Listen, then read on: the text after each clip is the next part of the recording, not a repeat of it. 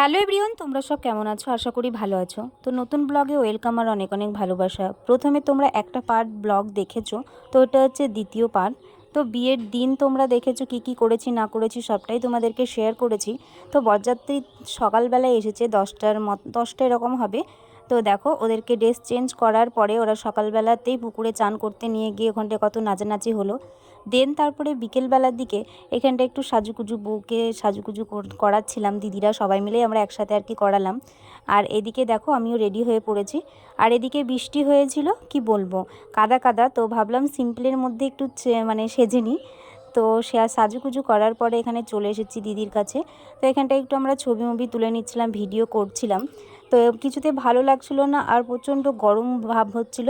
দুপুরবেলার দিকে বৃষ্টি হয়েছে, কিন্তু বিকেল দিকে বেশ হয়নি, এটাই হচ্ছে বড় কথা। নাহলে বৃষ্টি হলে যে এমন অবস্থা হয়ে যেত কি বলবো। আর এখানটা দেখো এরা নাচ শুরু করে দিয়েছে। বৃষ্টি হয়নি বলে জায়গাটা শুকনো আছে, নাচতেও বেশ ভালো লাগছে। আর এদিকে তারপরে আমরা খেতে চলে এসেছিলাম। খাওয়ার সময় একটু একটু ছবিতে দেখছিলাম যে কেমন লাগছে, কারণ নাচ টাচ করে এসেছি, সেই ক্লিপগুলো তো নেওয়া হয়নি, তো একটু ঘেমে গেছিলাম। তো ওরা বললো যে চলো আর দেরি করা যাবে না, বেশি রাত করে খেলে অসুবিধা আছে। আর এখানটায় দেখো কতজন নাচ করছে, বেশ ভালো লাগছে। তোমরা একটু নাচটা দেখে নাও।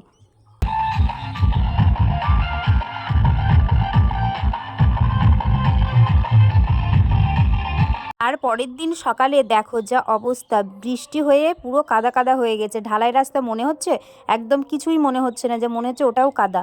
দেখো প্যান্ডেল খোলা হয়ে গেছে অলরেডি, তো সব নিয়ে যাচ্ছে। আর কন্যাযাত্রীরা এসেছিল, আগেকার নিয়ম কী ছিল যে বউকেও সঙ্গে করে নিয়ে যায়, মানে কন্যাযাত্রী এলে পরে সঙ্গে করে নিয়ে যেতেই হবে। তো ওই দিককার নিয়ম নাকি সঙ্গে করেই নিয়ে যেতে হয়, তো দিদিকে সঙ্গে করে নিয়ে গেছিলো। তো তারপরে একদিন পরেই বাড়ি পাঠিয়ে দিয়েছিল, মানে রিটার্ন এসেছিলো, দিয়ে কলা গাছ তোলা হচ্ছে দেখো। তারপরের দিন আমি ভিডিওটি কন্টিনিউ করছি। আর এই দেখো এখানটা ছলা তোলা হচ্ছে। জামাইগুলো যা অবস্থা করেছিল দেখো, আমাকে পুরো জল দিয়ে পুরো ভিজিয়ে দিয়েছে। আমি শুয়েছিলাম, আমাকে দুটো জামাই গিয়ে বললো যে আসো, নাহলে খুব খারাপ হয়ে যাবে, ঘরের মধ্যেই কিন্তু জল ঢেলে দেবো।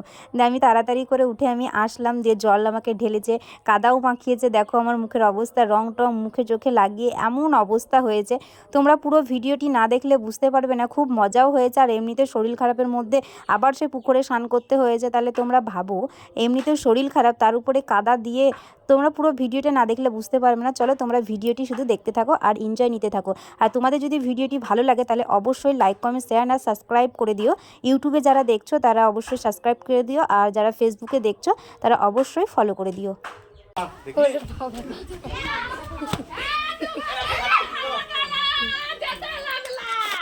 কি অবস্থা দেখো, মা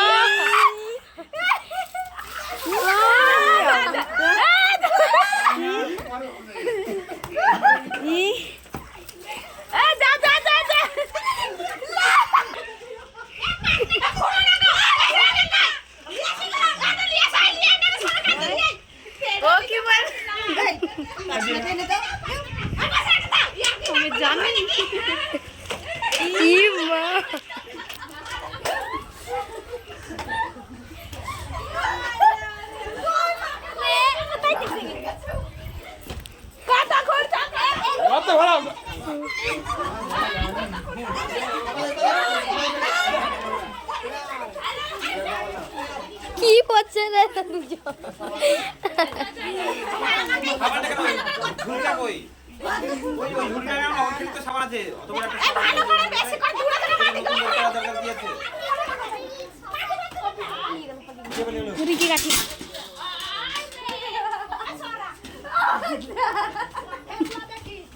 হ্যালো গাইস,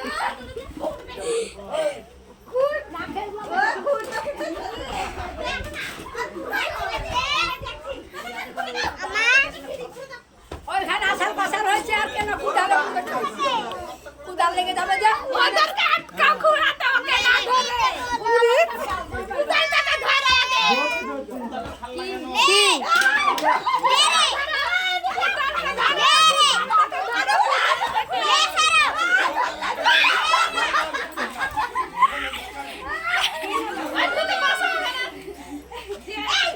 মনে অনেক প্রশ্ন থাকতেই পারে, কি ব্যাপার কুদাল দিয়ে কেন গর্ত খুঁড়ছে।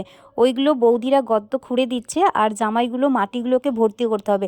ও যেখানকার মাটি মানে সেই মাটিগুলো নিয়েই ভর্তি করতে হবে, কিন্তু আদার্স অন্য মাটি দিয়ে ভর্তি করা যাবে না। এই ফার্স্ট টাইম আমি আমার বিয়েতেও দেখেছিলাম, তো আমি ভাবছি এরে বাবা এরা আবার খুঁড়ছে কেন। তখন মানে আমার খুব হাসিও পেয়েছিল, মানে কি বলবো। তাই যখন ওরা গর্ত করে দিয়েছে পুরোটা, আর এদিকে জামাইগুলো এসে মানে ভর্তি করবে, আর দাদারা গিয়েছে ছল্লা গাছগুলো মানে ভাসাতে গেছে পুকুরে, দিয়ে ওরা এসে মাটিগুলো আর কি মানে ভর্তি করবে। আর এরা দেখো খুঁড়েই যাচ্ছে।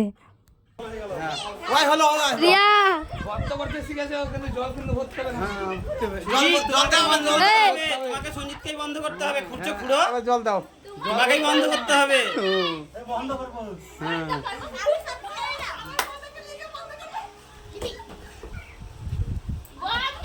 যেই জামাইটা কুদাল দিয়ে খুঁড়ছে সেই জামাইটা কিন্তু জানে না যে ওদেরকেই মাটি দিয়ে ভর্তি করতে হবে। তাই আরও জামাইবাবুগুলো বলছে তুমি খুঁড়ছো খোঁড়ো, তোমাকেই কিন্তু বন্ধ করতে হবে। ওই নিয়ে একটু হাসাহাসি হচ্ছিল। আরে ওই উপরগুলা ভিজিয়ে রাখো উপরগুলা।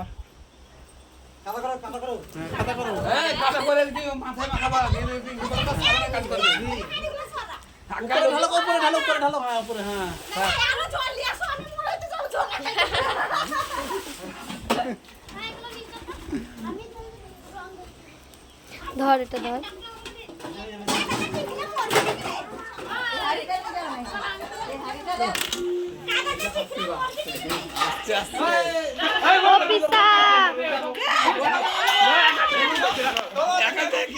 পিসা আংটি আংটি আংটি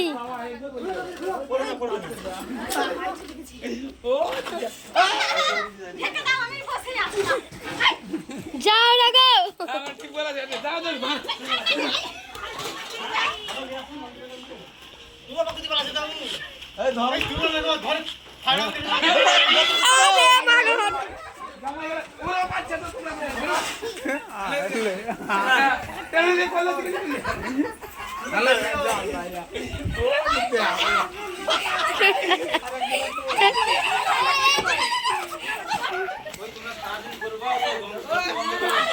ইমা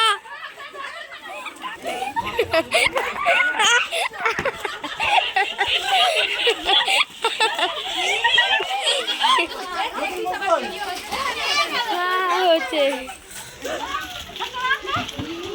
কি অবস্থা। ইমা কি অবস্থা।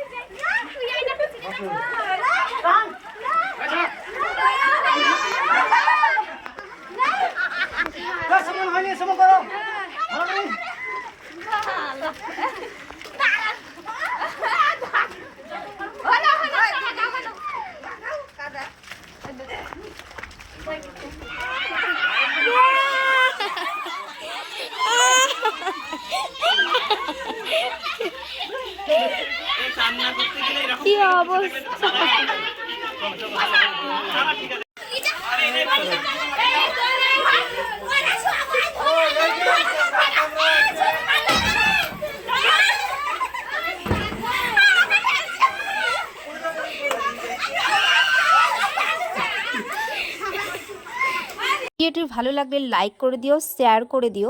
নেক্সট ব্লগে আবার তোমাদের সাথে দেখা হচ্ছে।